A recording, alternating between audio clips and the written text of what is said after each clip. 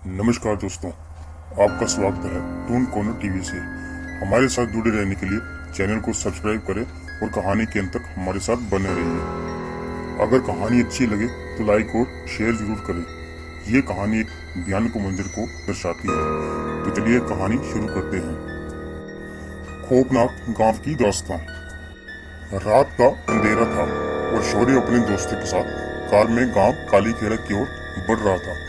दोस्तों ने सुना कि गांव में अजीब घटनाएं होती हैं, लेकिन उन्हें लगा कि ये सब अफवाहें हैं। गांव पहुंचते ही रास्ता खत्म हो गया और अचानक कार बंद हो गई। सन्नाटे में सिर्फ जिगरों की आवाज सुनाई दे रही थी। शौर्य और उसके दोस्त गांव में एक पुरानी हवेली की ओर बढ़े, जहां उन्हें रात बिताने का इरादा था।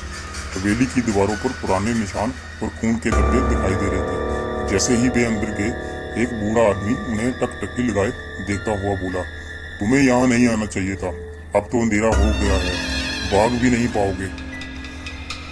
रात को अचानक दरवाजों से भयानक आवाज आने लगी और खिड़कियों से परछाइयां दिखाई देने लगी।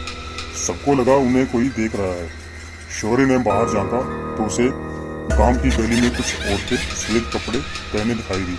वे बिना पैर हिलाए फर्श पर तैरती हुई चल रही थी। शौर्य और उसके दोस्तों ने पता किया कि गांव के लोग किसी पुराने शराब की बातें कर रहे थे। उस शराब के कारण गांव में हर अमावस्या की रात आत्माएं घूमती हैं। उन्हें बताया गया कि पहले इस गांव में औरतों पर अत्याचार किए गए थे और उन्हीं की आत्माएं हर अमावस्या की ओर प्रतिशोध लेने आती हैं। जैसे ही आधी रात हुई, हवेली के चारों ओर अजीब अजीब चीखें, हंसी और चहल पहल की आवाजें गूंजने लगी। दोस्तों ने भागने की कोशिश की, लेकिन दरवाजे किसी अज्ञात शक्ति ने बंद कर दिया। अब वो हवेली में फंस गए थे।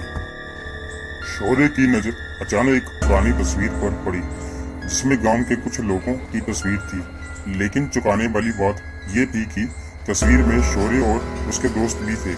हैरान होकर वो सोचने लगे कि ये कैसे संभव है। वे तो पहली बार इस गांव में आए हैं। हवेली के एक कोने में एक पुराना दरवाजा मिला, जो किसी सुरंग की ओर जाता था। दोस्तों ने सोचा कि शायद ये बाहर जाने का रास्ता हो। वे सुरंग में उतर गए, लेकिन वहां अजीब सी गंध और खून के निशान दिखाई दिए। सुरंग के अंदर आते ही दरवाजा खुद ब खुद बंद हो गया। अब उनके पास वापसी का कोई रास्ता नहीं था। सुरंग के अंदर एक अंधेरी परछाई उनका पीछा करने लगी। वो परछाई धीरे धीरे उनके करीब आने लगी और एक दोस्त अचानक हवा में उड़ गया और चीखते चीखते गायब हो गया। अब बचे हुए दोस्तों का डर और भी बढ़ गया था। शौर्य को समझ नहीं आ रहा था कि ये कौन सी शक्ति है जो उन्हें खत्म करना चाहती है। आखिरकार शौर्य ने महसूस किया कि वे खुद और उसके दोस्त दरअसल उसी शराब का हिस्सा थे।